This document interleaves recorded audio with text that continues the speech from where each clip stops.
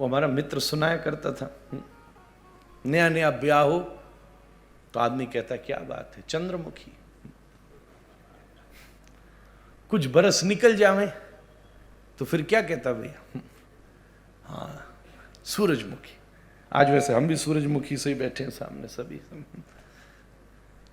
फिर उसके बाद क्या कहता है, छोड़ो मैं क्यों झंझट में पड़ूं। तो ये एक तरफी बात थोड़ी ना, दूसरी तरफ की भी बात है। वो भी यही यही कह रही है, बस बोल नहीं पा रही है। उससे ज्यादा बोले मैं ज्वालामुखी, तो उसका लावा तू है जो बह रहा है। क्या बोली, नहीं ब्याह हुआ, मां ने समझाया तो पहले पति को हाथ जोड़ लेती थी। कुछ बरस निकल गए, पति भी चाव करता था, कभी तो पांव छू ले मेरे भी। अब बोलने की हिम्मत नहीं होती थी। तो एक दिन भैया उसको पत्नी को एनिवर्सरी पे यूरोप घुमाने ले गया। गए, दोनों घूमते थे। उसका नियम था मंगलवार को मंदिर जाती थी।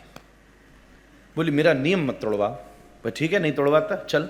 अब मंदिर तो यहां है नहीं, यूरोप में घूम रहे थे किसी इटली के कंट्री साइड में। बोले मंदिर तो है नहीं, पास में चर्च है, चलो वहीं ले चलो। चर्च में ले गया तो तुरंत उसने अपनी अगरबत्ती दिया जलाया, चलो कहीं सही। और बड़ी वंदना से, बड़े प्रेम से मनी मन पाठ करे, आरती उतारे, सामने धरे, प्रणाम करे। पति सामने खड़ा खड़ा खींचे। बताओ, जिन प्रभु से मिली नहीं, कितने चाव से आरती कर रही है। मैं 10 लाख रुपया खर्च करके घुमाने लाया, इतना परिश्रम किया, सारे उपहार दिलाए, बैग दिला दिया, फोन दिला दिया, साड़ी तो नहीं मिलेगी सॉरी, ये दिला दिया, वो दिला दिया। उसी समय बोला सुन, पति भी परमेश्वर होता है, आरती मेरी भी कर ले तू। तो पत्नी बोली अच्छा, तू भी ऐसे टंग, अभी करती हूं, मंगाओ 2-4 कील अभी। बोला रहने दो, वहीं कर। The law of diminishing marginal utility. पहले दिन पहली वस्तु का सुख चरम होकर शिथिल पड़ता है। मन अनुभव के साथ प्रोग्रेसिव होता है। बहुत मनोवैज्ञानिक बात आपसे कह रहा हूं। मन खुलता जाता है और संसार की वस्तु डिग्रेड होती जाती है। मन नया होता जाता है और संसार की वस्तु पुरानी होती जाती है।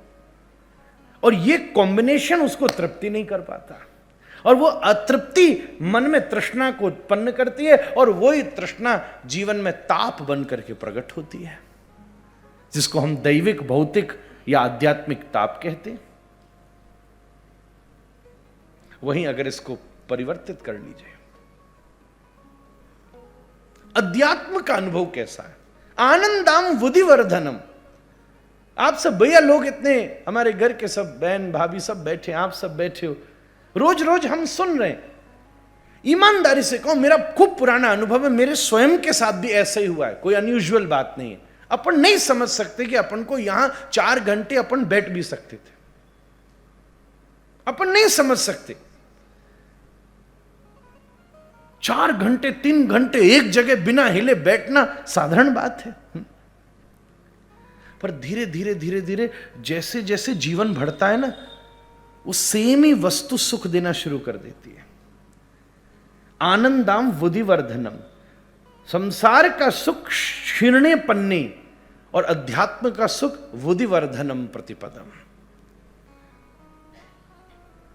तो जब वर्धनशील मन को वर्धनशील वस्तु का भोग मिलेगा, तभी तो वो तृप्त होगा।